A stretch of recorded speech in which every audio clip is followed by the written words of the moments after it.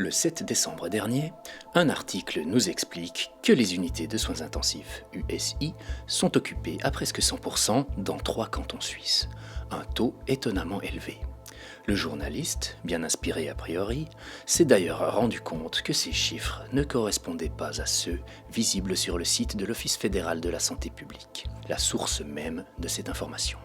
Le responsable interviewé explique que les données transmises par les hôpitaux peuvent changer en quelques heures et qu'il est possible qu'il y ait des différences entre le tableau disponible sur leur site web et les chiffres articulés. Ces différences sont enregistrées dans un délai d'1 jour environ. Une semaine plus tard, qu'en est-il ? La situation ne s'est sans doute pas améliorée. Pourtant, le taux annoncé dans la presse romande reste introuvable dans les 3 cantons cités. Explorons un peu cette carte. Le canton de Neuchâtel, par exemple, bénéficie de 10 places de soins intensifs au total pour près de 200 000 habitants. Ouais, donc eux, avec 5 patients Covid, ils sont déjà sous l'eau. Ça donne une autre perspective. Allons voir la capacité hospitalière totale. On voit en bleu clair les patients non Covid et en bleu foncé les patients Covid. La vague actuelle semble ici assez insignifiante. C'est bizarre, il paraît que le personnel soignant est épuisé et que c'est la faute des non-vaccinés. Avec 10% de patients Covid au total et 9 personnes en soins intensifs à l'hôpital de Neuchâtel, ils sont peut-être épuisés, mais ce n'est visiblement pas à cause du Covid. Enfin, si, on est tous épuisés, c'est l'hiver, on ne voit jamais le soleil, on en a marre de cette épidémie, de se friter à cause des vaccins, de ne pas pouvoir voyager, d'être dirigé par des politiciens véreux et de lire constamment des articles racoleurs et alarmistes qui ne démontrent rien d'autre que l'incompétence des journalistes. Regardez comment on peut investiguer en 5 minutes après avoir atterri sur cette magnifique carte de la Suisse. Je décide de comparer le Valais, censé être à court de lits, et le Tessin. 2 cantons comparables en termes de géographie et d'urbanisme, de population, de vaccination et de capacité hospitalière totale. Sauf que les soins intensifs valaisans sont sous l'eau quand le Tessin ne rencontre pas de problème particulier. Comment expliquer cela ? En Valais, 11 malades Covid en soins intensifs, au Tessin, 14. Nombre de lits en Valais, 25, et au Tessin, 61. Nous y voilà, la différence est incroyable. Donc, voilà ma question. Qui sont les irresponsables ? Une bande d'allumés qui lisent trop de contenu foireux sur Internet, qui n'ont pas fait d'études, qui ont peur d'un traitement connu depuis à peine une année, et qui tiquent sur des incohérences bien présentes dans le discours du ministre de la Santé et de ses copains ?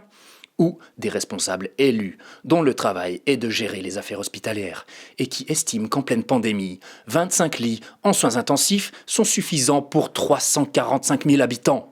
10 lits pour 175 000 personnes à Neuchâtel. Vous voulez rire ? Alors qu'en moyenne, les patients Covid représentent 10% des hospitalisations en pleine 5e vague, les soins intensifs de certains cantons sont débordés à partir de 5 ou 10 patients. Et vous rejetez la faute sur le pauvre petit peuple qui lit des choses sur Internet. C'est lamentable. Maintenant, vaccinez-vous, il n'y a plus d'autres solutions. Et ce qui inquiète le plus, ce sont ces journalistes apathiques, limite collabos. Le gars fait remarquer dans son article que les chiffres sont incohérents. Il note la réponse du responsable, on comprend que c'est du flan, et rien. Pas de nouvel article pour corriger quoi que ce soit. Aucune question dérangeante. Les portes sont ouvertes à tous les abus, sans contre-pouvoir. C'est un signal extrêmement grave. La RTS, qui en 52 minutes d'émission populaire arrive à balancer un sketch humoristique qui ridiculise les non-vaccinés. Vous êtes un peu remonté, je le sens un peu, contre les personnes non vaccinées ou... Oh non!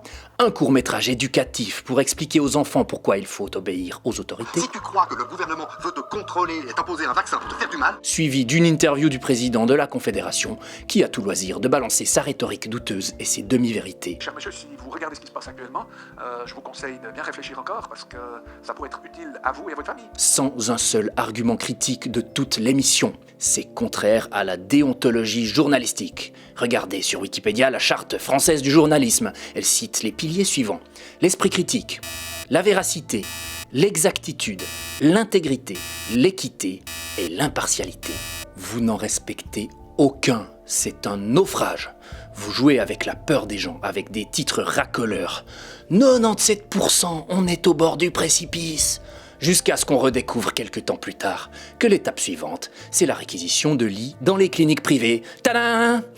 Vous jouez en équipe avec les autorités qui profitent du pseudo-état d'urgence pour faire passer des mesures impopulaires, alors qu'on a encore une série de jokers dans la manche.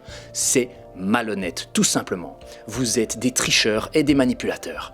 Quelles que soient vos intentions, politiciens et journalistes, on sait maintenant comment vous jouez. Non mais regardez-moi cette croûte.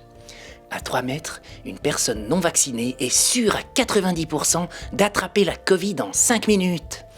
Et dans le dernier paragraphe de l'article, dans la vraie vie, la probabilité réelle d'infection est certainement 10 à 100 fois inférieure. Non mais, la meuf est rédactrice scientifique. Sérieux, c'est une mascarade. Donc, le premier épisode de cette trilogie se termine par un véritable naufrage journalistique. Rendez-vous dans l'épisode 2 pour écouter le cabotinage d'un directeur d'hôpital. Le pauvre, il va prendre tellement cher.